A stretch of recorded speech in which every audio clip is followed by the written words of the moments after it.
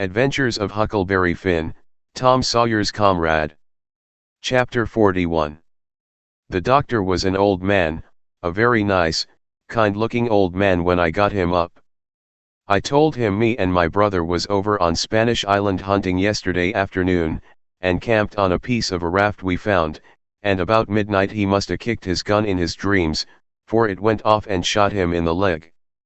And we wanted him to go over there and fix it and not say nothing about it, nor let anybody know, because we wanted to come home this evening and surprise the folks. "Who is your folks?" he says. "The Phelpses, down yonder." "Oh," he says. And after a minute, he says, "How'd you say he got shot?" "He had a dream," I says, "and it shot him." "Singular dream," he says. So he lit up his lantern, and got his saddlebags, and we started. But when he sees the canoe he didn't like the look of her, said she was big enough for one, but didn't look pretty safe for two. I says, "Oh, you needn't be afeard, sir, she carried the three of us easy enough." "What three?" "Why, me and Sid, and the guns, that's what I mean." "Oh," he says. But he put his foot on the gunwale and rocked her, and shook his head, and said he reckoned he'd look around for a bigger one. But they was all locked and chained, so he took my canoe, and said for me to wait till he come back, or I could hunt around further, or maybe I better go down home and get them ready for the surprise if I wanted to. But I said I didn't, so I told him just how to find the raft, and then he started. I struck an idea pretty soon. I says to myself, "S'pose and he can't fix that leg just in 3 shakes of a sheep's tail, as the saying is. S'pose and it takes him 3 or 4 days. What are we going to do? Lay around there till he lets the cat out of the bag? No, sir, I know what I'll do. I'll wait, and when he comes back if he says he's got to go any more I'll get down there, too, if I swim, and we'll take and tie him, and keep him, and shove out down the river, and when Tom's done with him we'll give him what it's worth. Or all we got, and then let him get ashore." So then I crept into a lumber pile to get some sleep, and next time I waked up the sun was away up over my head. I shot out and went for the doctor's house, but they told me he'd gone away in the night some time or other, and warn't he back yet.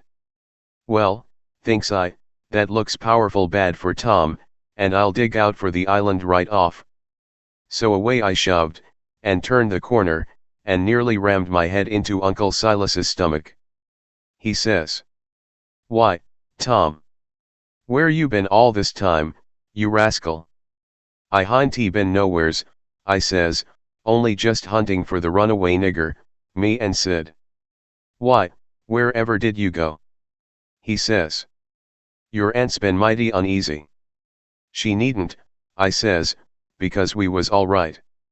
We followed the men and the dogs, but they outrun us, and we lost them, but we thought we heard them on the water, so we got a canoe and took out after them and crossed over. But couldn't find nothing of them, so we cruised along upshore till we got kind of tired and beat out, and tied up the canoe and went to sleep, and never waked up till about an hour ago. Then we paddled over here to hear the news. And Sid's at the post office to see what he can hear, and I'm branching out to get something to eat for us, and then we're going home." So then we went to the post office to get Sid, but just as I suspicioned, he warn't there, so the old man he got a letter out of the office, and we waited a while longer, but Sid didn't come, so the old man said, "Come along. Let Sid foot it home, or canoe it, when he got done fooling around, but we would ride."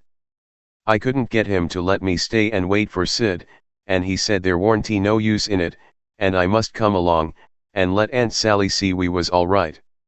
When we got home Aunt Sally was that glad to see me she laughed and cried both, and hugged me, and give me one of them lickings of hern that don't amount to shucks, and said she'd serve Sid the same when he come. And the place was plumb full of farmers and farmers' wives to dinner, and such another clack a body never heard. Old Mrs. Hotchkiss was the worst, her tongue was going all the time. She says, Well, Sister Phelps, I've ransacked that air cabin over, and I believe the nigger was crazy. I says to Sister Damrell, didn't I, Sister Damrell? Si, he's crazy, si, them's the very words I said. You all hearn me, he's crazy, si, everything shows it, si. Look at that air grindstone, si, want to tell me any creetur t's in his right mind sa goin' to scrabble all them crazy things onto a grindstone, si. Here sich and sich a person busted his heart, and here so and so pegged along for 37 year, and all that, natural son o' Louis somebody, and sich everlast and rubbage. He's plumb crazy, si, it's what I says in the fust place, it's what I says in the middle, and it's what I says last and all the time, the nigger's crazy, crazy s Nebuchadnezzar, si. And look at that air ladder made out en rags, Sister Hotchkiss, says old Mrs. Damrell, what in the name o' goodness could he ever want of? The very words I was a-sayin' no longer ago and this minute to Sister Utterback, and she'll tell you so herself. She, look at that air rag ladder, she, and si, yes, look at it, si, what could he a-wanted of it, si. She, Sister Hotchkiss, she.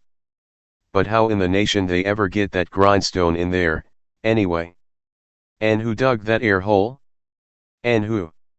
My very words, Brer Penrod. I was a-sayin', pass that air sasser o' lasses, won't yet. I was a-sayin' to Sister Dunlap, just this minute, how did they get that grindstone in there, si? Without help, mind you, 'thout help. That's wher 'tis. Don't tell me, si, there was help, si, and there was a plenty help, too, si, there's been a dozen helpin' that nigger, and I lay I'd skin every last nigger on this place but I'd find out who done it, si, and moreover, si. A dozen says you. 40 couldn't a done everything that's been done.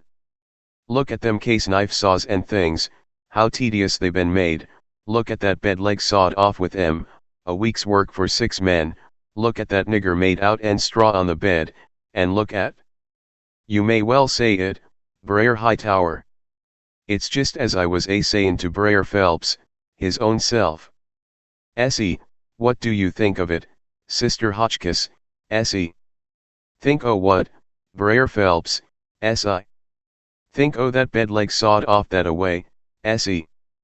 Think of it, si? I lay it never sawed itself off, si, somebody sawed it, si, that's my opinion, take it or leave it, it mayn't be no count, si, but sich as is, it's my opinion, si, and if anybody can start a better one, si, let him do it, si. That's all. I says to Sister Dunlap, si. Why, dog my cats, they must have been a houseful o' niggers in there every night for 4 weeks to a done all that work, Sister Phelps. Look at that shirt, every last inch of it kivered over with secret African writ and done with blood. Must have been a raft at it right along, all the time, amost. Why, I'd give $2 to have it read to me, and as for the niggers that wrote it, I low I'd take and lash teal people to help him, Brother Marples. Well, I reckon you'd think so if you'd have been in this house for a while back. Why, they've stole everything they could lay their hands on, and we watching all the time, mind you. They stole that shirt right off o' the line. And as for that sheet they made the rag ladder out of, there ain't no telling how many times they didn't steal that, and flour, and candles, and candlesticks, and spoons, and the old warming pan. And most 1,000 things that I disremember now, and my new calico dress, and me and Silas and my Sid and Tom on the constant watch day and night, as I was telling you. And not a one of us could catch hide nor hair nor sight nor sound of them, and here at the last minute, lo and behold you, they slides right in under our noses and fools us, and not only fools us but the Injun Territory robbers too.